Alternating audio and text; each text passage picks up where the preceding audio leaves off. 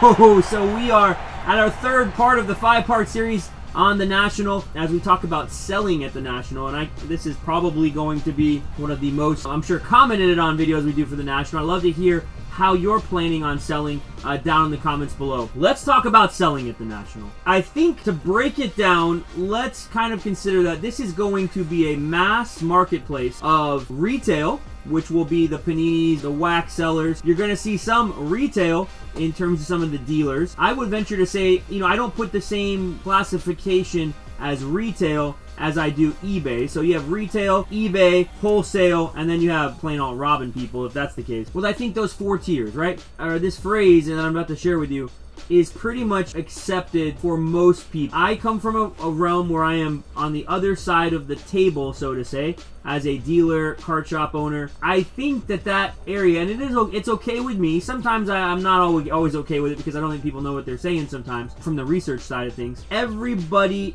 is a dealer, right? That's kind of the mindset that everybody kind of has now. And I'll say this, for some people it makes sense. I would agree. There are plenty of people that are dealers that are not set up. The dynamic does change a little bit, right? When you come up to tables and you are looking to sell things, you are looking to buy things. There are a ton of people who will claim that they are going to be buying, but they're not really buying. You know, I'm going to be buying, but in this market, it's a very different market, so we are going to be a little bit pickier than usual. We will be a little bit more focused on, you know, goals with buying. Not to say that we won't be buying quite a bit of stuff. There will be a lot of money spent at this event, and I know that so many of you will be looking to move this, or that, or this group of this, or this entire case. Some of you come to the National looking to go home empty-handed, which is actually not a bad goal. I think if you can be at that place, you have your PC, bring the stuff that you want to sell. So as you sell, be strategic, right? If you have a bunch of slabs and they are under 50 bucks and they're a PSA 7, 8s, and 9 and they are not as desirable, or you have a PSA 10 Eric Pashal you just got back because you sent it a year ago, or you have a PSA 10 Gavin Lux Topps base because you sent it in when everybody else sent it in a year ago, right? Those kind of cards are not very desirable, but there are going to be people who will buy them. So be strategic in how you sell. There'll probably be repackers there and individuals from these bigger groups that will be looking to buy those things, which I think is smart to go and seek those people out. I think it's smart to maybe kind of be strategic in how you sell, how you look to move cards. But I will also say this, think about when you're selling the cards, because if you come in on Saturday or Friday or Sunday and the show has really gotten going Wednesday and Thursday and let's say midday Friday, and now it's more focused on retail and the general public, you might be at a loss for selling. I want to encourage you. I want you to be mindful of the situation that is at hand. This is the biggest event in the world, folks, for cards. This is going to be the biggest event probably ever for the National, because I could see how it might change in the years to come. You know, next year it's at Atlantic City. We have no idea what the future brings, but right now, are you kidding me? This is the biggest event by far ever. You know, VIP, I talked about it in our last episode. The stuff sold out. I don't think that's ever happened before. The Nationals had to come out with even some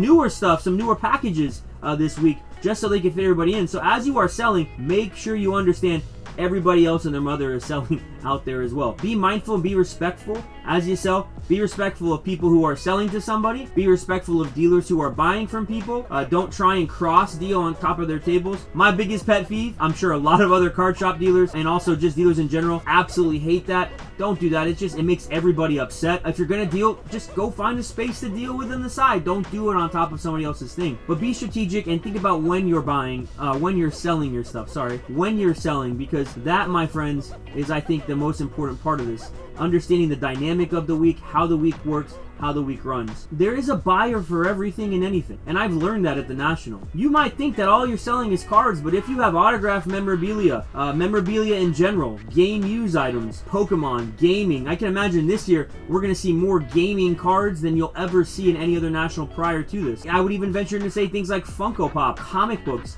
Those things are all going to have a place at this event. So these are kinds of things to think about as we progress into this event. I've sold out many different types of collections to many people. I took a Type 1 photo that was of Honus Wagner that I got from here in Gainesville, and I was told by auction houses it was worth 300 bucks, 400 bucks. I asked about 4 different auction houses how much they thought this thing was worth, and none of them gave me a valuation higher than 300, 400 bucks. And I knew it was wrong. I knew it made no sense. Put it out the event, sold it for $3,000, gave a lady half the money who brought it to us in the shop, who just was going to throw it away. She was able to give it away to a non-profit organization. Beautiful story, right? Bada bing, bada boom. But what I'm getting at is, I knew at the National there would be somebody who would want that photo. So things like that where you may have unique things that you may want to bring, unique autographs, unique elements. There is always a buyer for that. So don't feel like you don't have anything. Now, if you come in with cartons and cartons and cartons of 1991 Fleer and Donruss baseball, maybe you're going to be having a hard time moving that. I'll guarantee you somebody will buy that stuff from you in terms of unopened wax or boxes and packs from that era. It may not be as lucrative, or it may not be as, you may have to look a little harder. So consider your timing, how you're going to carry this stuff around. Are you going to use a rolly backpack thing? Are you going to use a duffel bag? How are you going to use a cart? Are you just going to hold it? How many boxes are you going to take? You can keep stuff in the hotel room. If you keep the stuff in the hotel room and then you want to go back and get it, think about the time it takes to go get it from the hotel room. All these things are so important. I guarantee you, from a standpoint, the National, how chaotic and busy it is, you're going to really want to kind of plan that out. But I would say, as someone attending the National, you're not immune to planning and being organized for it. If you just want to go in and submerge yourself, that's fine. That's totally fine.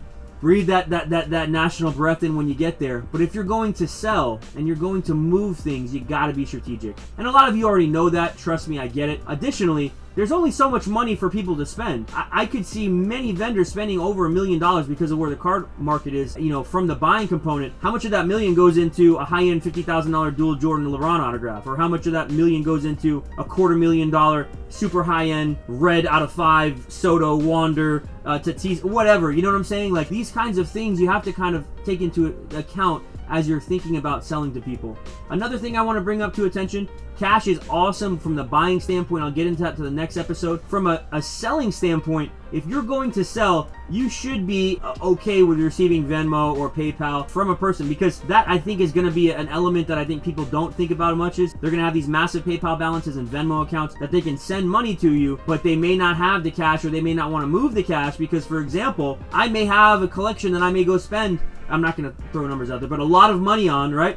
And I know that I need to spend it, and that guy only wants to accept cash, so all my buying for the next 6 hours might need to be Venmo or whatever, right? So just kind of please understand the elements. I know I'm giving you a lot of information from the selling standpoint, but I guess the key in all this is organize it, be strategic, and make sure you have a plan.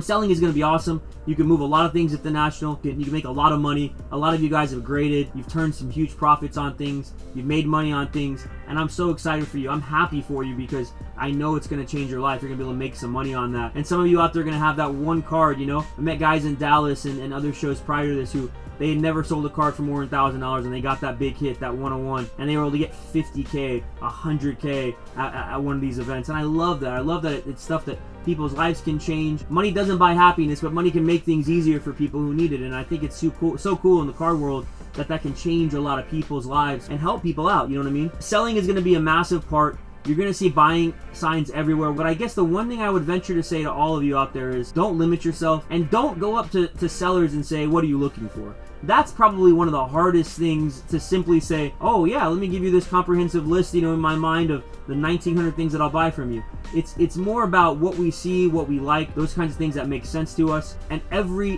buyer is different in their purposes and how they network, how they move stuff, how they flip stuff, how they auction stuff, how they PC stuff, how they keep stuff. So keep all that in mind. I'm excited. The National is here. 2021, baby. Let's get it. I'll see you guys. Encourage you. Make sure you know your comps. Sell some stuff. Have fun. Make some money. And make some really cool memories while you're at it. See you guys in a little bit. See ya.